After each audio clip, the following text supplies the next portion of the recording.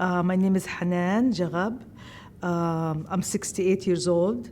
I've been living in the United States since 1966. I'm retired. I have 3 kids and 8 grandkids. That are my life. My father, we're from Ramallah. I was born in Ramallah. My grandfather died when my father was 2 years old. My dad had an older brother that raised him because there was no father. My uncle, his name was Yaqub, had to go out, quit school when he was 11, 12 years old and go to work so that he can support his mom and my dad and the sisters that, because their dad died when they were all little kids. So when my uncle Yaqub, who was supporting the family, was 18, 19, he went to work in Jaffa. They say it was an English factory, but now that I'm older and I think it was a Jewish factory. First day he went there, they were starting to build Jaffa and doing this. First day he went there, there was new equipment, he got killed. One of the machines that he was working on hit him in his chest and he died. So that was as soon as he turned 18. So it came up to my dad to be the breadwinner for the family and take care of his mom and his sisters. And this is a story that my dad told me. We had pictures of my uncle all over the house as we were growing up because he was like, and then, so my dad started a business in Ramallah. It was a hardware business. He had 2 partners, and they opened a hardware store in Ramallah. It was the first one, and it was very, very successful. They made a lot of money, and I remember that as kids, we had, there's a tile in one of the bedrooms. They take out the tile, and underneath there was a jar of glass full of money. That's how they kept their money back then. And one time, me and my sister was cleaning the room, and the jar was half open. We wet the money. The money got wet. So my grandmother found out. So she laid the money out in the sun, and she sat next to there was a little round thing. It's like like a saniya or something. She laid all the money on it, and she had a stick, and she sat there to dry the money out. So what I'm trying to say, we were very, very successful. We went to good schools. We had a good life. My dad built a villa for us. When my other brother was born, he built the second one. And when my third brother was born, he built another one on top because we were established and we had, we were living good and we had money. I used to lie to my friends. That's how blessed we were. Like we'd go to school and they would say, "What did you have for lunch when you were home?" And then my mom would have made like fasulya and meat, and her mom would have made adas, and she would say, "Anna, I had adas," and I go, "Yeah, me too." You know what I mean? Because everyone else wasn't. You don't want to feel different. Yeah, I don't want to feel different than my friends. So one of these days, I come home from school, and this is when I talk about how our life changed. And my dad had this letter in his hand. And he says, it's time, we got the visa to go to immigrate to the United States. Okay? So now there is this old man in his 40s with his wife, established, have a beautiful home, beautiful life. And they, in 1960, they opened the immigration to all the people in the West Bank. They made it so easy. And everyone got visas to go to the United States. Where are you from? So I don't know, but in 1965, 66, somehow they opened the immigration to all the people in the West Bank. And the Ramallah people immigrated by the thousands. We were one of the ones that got the letter. And I remember my dad is like his torn. I'm getting a chance to go to the United States, the land of opportunity, to make money and to travel, to be rich. And I'm here, I have kids, and then he followed everybody else. We sold everything. We came to the United States because the United States made it so. Their plan was for us to leave the country, and you know what I mean. And we all left. That year, I think at least 500 families from Ramallah left, and El Bire, and Bethlehem. Oh my God! It was later on as I got older and I learned it was an immigration thing from the Congress because they were planning, the '67 war. We left before the '67 war. We evacuated before. It was something in the immigration law where we all got to leave. They sent, like my aunt, my uncle, my cousins, they all got visas suddenly. We got letters. If you want to go to the United States, come on, you and your family. Very easy. So easy. I'm telling you, all my friends, we all left between the 1965 and 1966, 67, at least, I don't know exact numbers, I never researched it, but at least maybe I'm going to say 500 families with kids from Ramallah left. Now that I know better, it was the United States Congress had something to do with us leaving the West Bank. They wanted to empty so they can have more room for their vision. So my vision, at that time I was 15. I'm not going to talk about the fact that I was in high school. I was an A student. I planned to go to Egypt to become an engineer. We left all that. We came to this country, new country. I'm not gonna say it was bad to us, but it's new. It was new to us, a new world, new everything. But I remember my parents, and this is what sticks in my head. My mom's tears. She's leaving her house. She's leaving her home. She's leaving her rugs, her beautiful furniture. My dad leaving his company that he built since he was like 20 years old. And by the time we left, he had 2 companies. Yeah, he had one in Ramallah, one in the Bire. And all I remember is the sadness and the tears in their eyes because the United States invited us to go, and they had a beautiful life in their homeland, in their country, and we were just invited to leave, and we left, and we left it, and we're here. So this is what it stays in my head, and I'm going to talk about the fact that we came here, we struggled, and we did and this, because all immigrants struggle. But the fact, my mom crying. My dad, his face is always red. He's not talking because he's leaving everything. His homeland.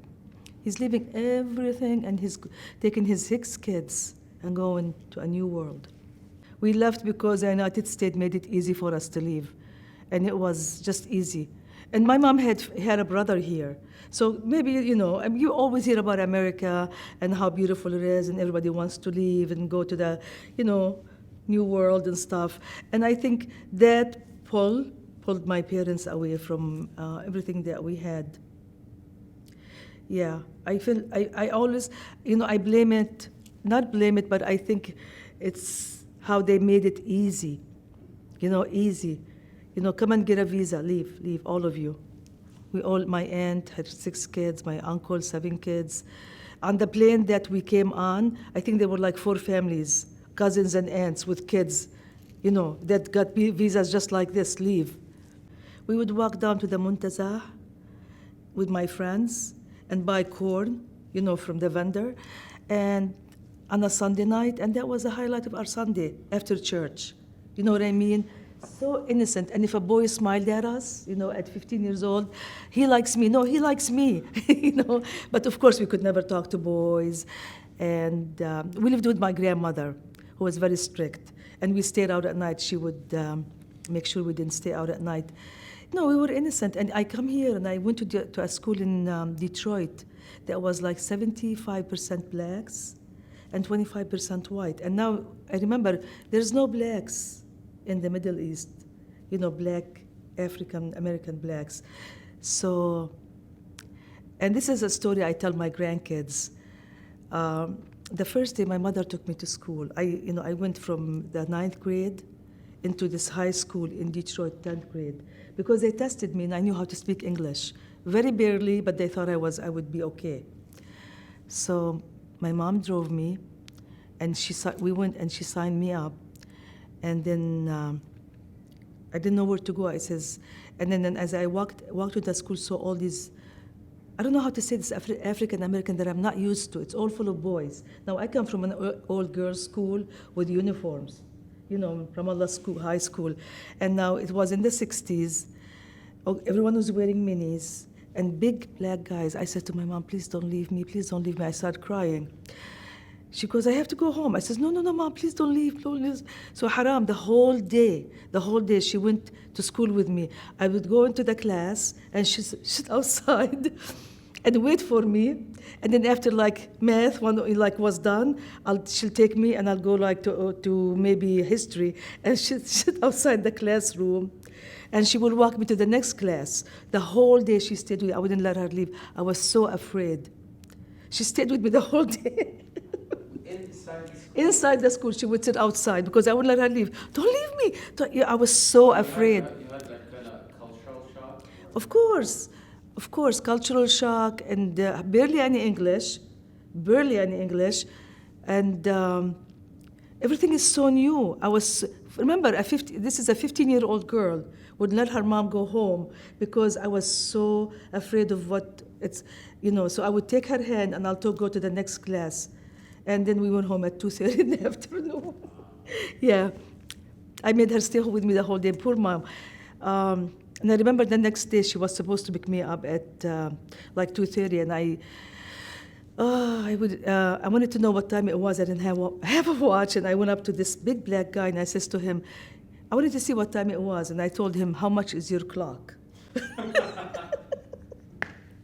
He goes, huh? I go, how much is your clock? Finally he got it. Yeah, so finally he got it, and it was time for my mom to pick me up. That's little things that affects you, and it stays with you. No, my dad had a business, so my grandfather owned the olive orchard. My mother's dad, and our highlights was.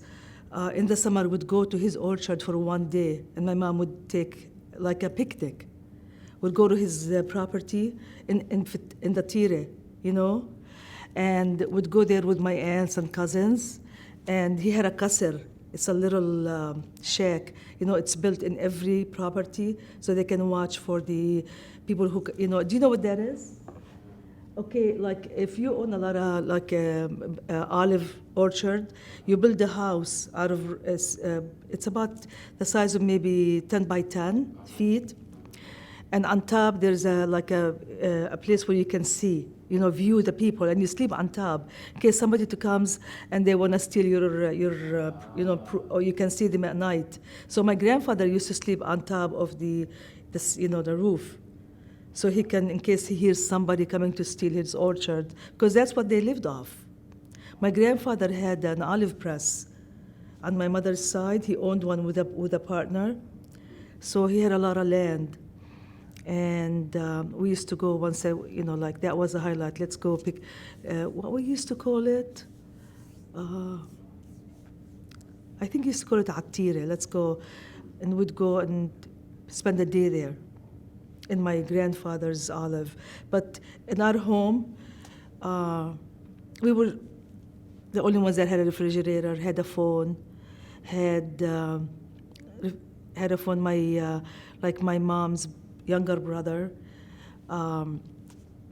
was in college, and he was dating girls, and he wanted to do parties. He would do them in our house because their house was small.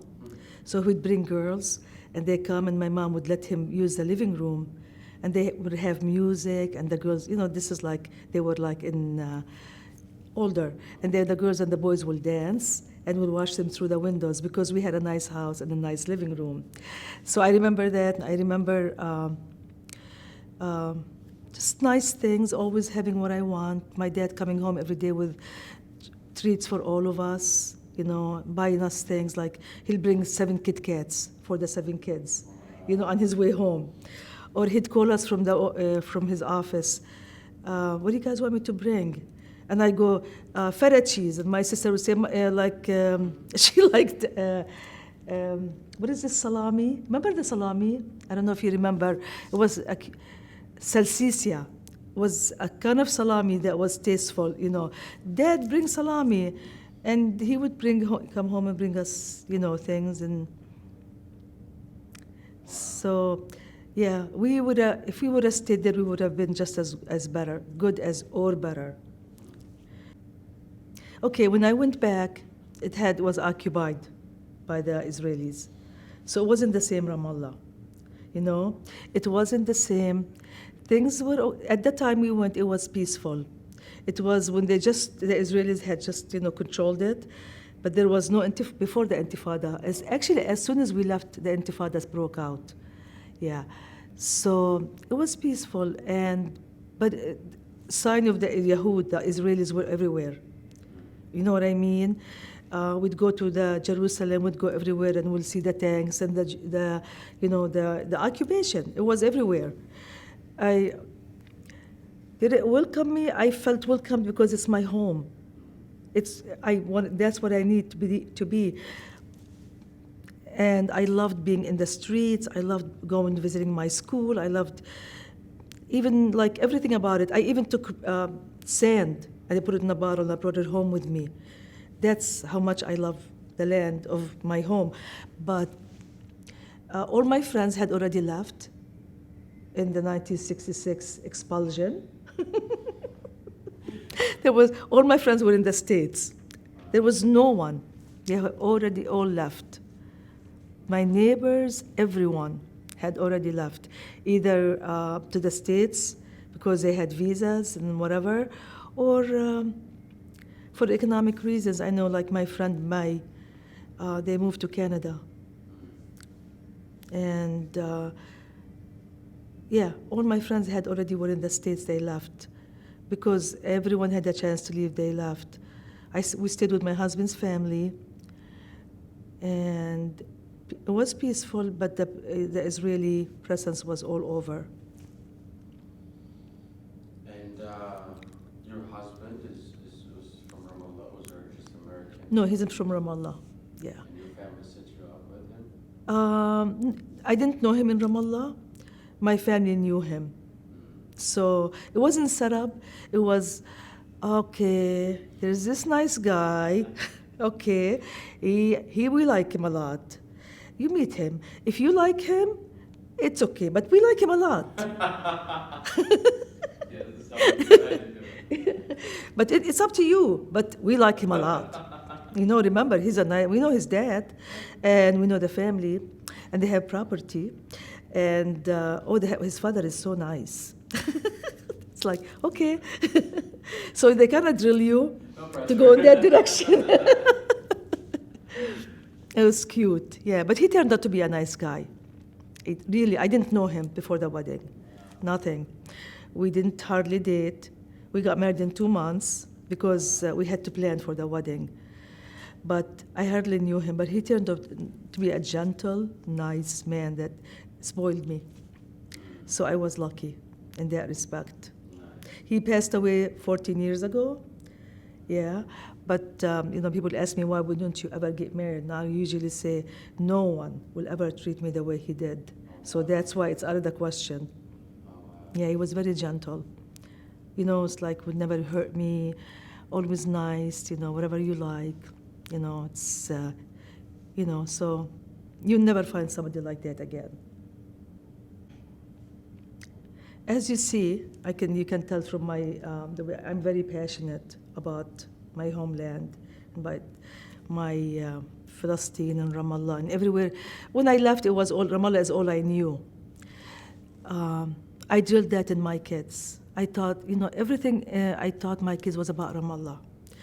How we were, how you have to be respectful, you have to respect the older, you have to have a good name, you can't do anything bad, we can't destroy the family reputation, you have to get educated, Sido would do this, Auntie doesn't like this. So the kids followed. They married from the community, like we raised them. You gotta marry from Ramallah, because that's what all we know. You passed what your parents taught you. I passed it on to kids. I heard one of my friends, her son brought globe, and he flipped it around, and he goes, Mom, all these people in all these lands I cannot meet or look at, except in this little dot. He pointed to the, from here, and that's all I can look at. Because I carried my parents' teachings. Now my kids are older. My oldest is 50. Yeah, and my daughter's 47, and my youngest is 40. And they say, Mom, ta'ali, come here, we want to talk to you. It was nice how you raised us, but you brainwashed us that Ramallah was perfect, and it was gorgeous, and everyone was perfect, all your family was excellent.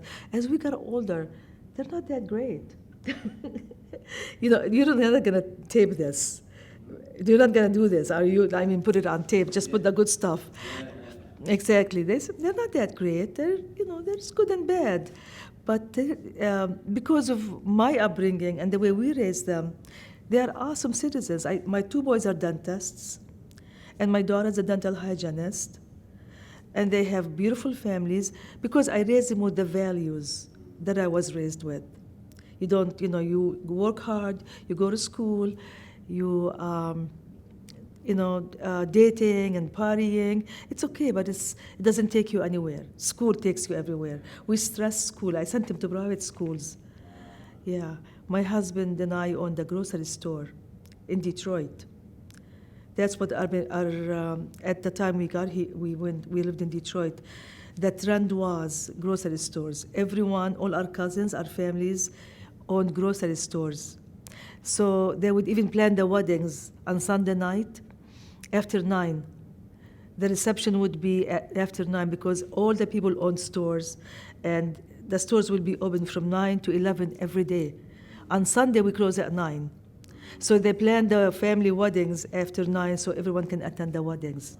Because in Detroit at that time, when we immigrated, the few cousins we had grocery stores. So my dad bought a grocery store, my brother bought a grocery store. And we eventually got married, saved some money, and we bought a grocery store. And that's how we made our living. I raised my kids with good values, really. And they're awesome citizens. I mean, they're good, they raise good kids, and they give back to the community. They do. First of all, I work on the executive committee. I've been volunteering to work for the convention for the last maybe 10 years. To me, it's an excellent way to connect our kids. 20, 30 years ago, it was for our kids to meet and marry from the community, but now it's not like that. It's just come and meet your family. We all belong to the same family, and it doesn't do anything. It just gives you that belonging feeling. I see it as I have a culture, I have a heritage. And it's here, and I see it, and I experience it. You go home, and you have that warm feeling. Why not experience it? I think this is what the convention nowadays presents. Years back, it was for my son to meet a girl, and I would be in the lobby, look at this one, look at this one. Okay, but not anymore. Now it's just to make sure that our heritage, our culture, stays within our kids, and so they can give it to their kids, because why? I don't want to waste it. I want to assimilate, but I also want to have that, because we're here and there is no way we're going to eventually assimilate. But I want to let my kids know that they belong to a beautiful culture, and remember that and be proud of it. That's how I see it. Don't forget where you come from, what we have.